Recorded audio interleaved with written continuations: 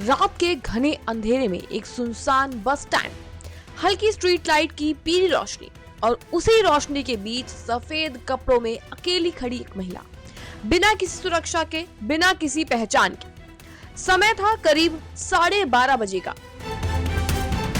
तभी अचानक एक एक करके 3 घंटों के अंदर अंदर 40 मनचले उस महिला को छेड़ते हैं, उससे बदसलूकी करते हैं, उससे अजीबोगरीब सवाल, वाहियात सवाल पूछते हैं।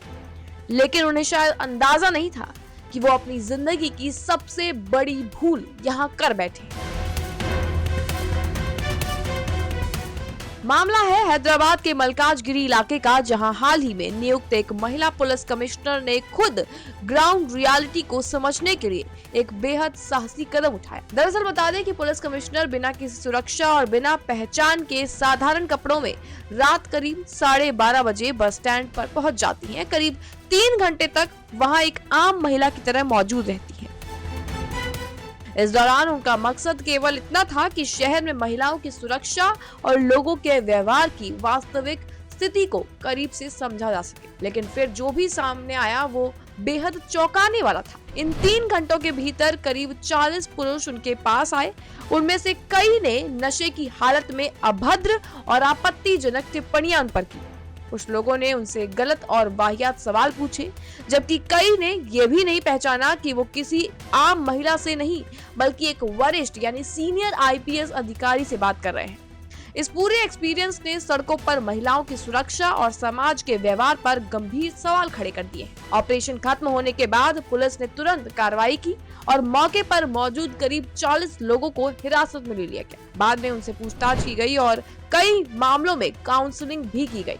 जांच में ये भी सामने आया कि इनमें से कई लोग छात्र और नौकरी पेशा के थे, जबकि कुछ नशे की हालत में थे। पुलिस अधिकारियों के मुताबिक ये कोई सामान्य कार्रवाई नहीं थी, बल्कि एक योजनाबद्ध अंडरकवर ऑपरेशन था, जिसका उद्देश्य केवल शहर की वास्तविक सुरक्षा स्थिति को समझना था।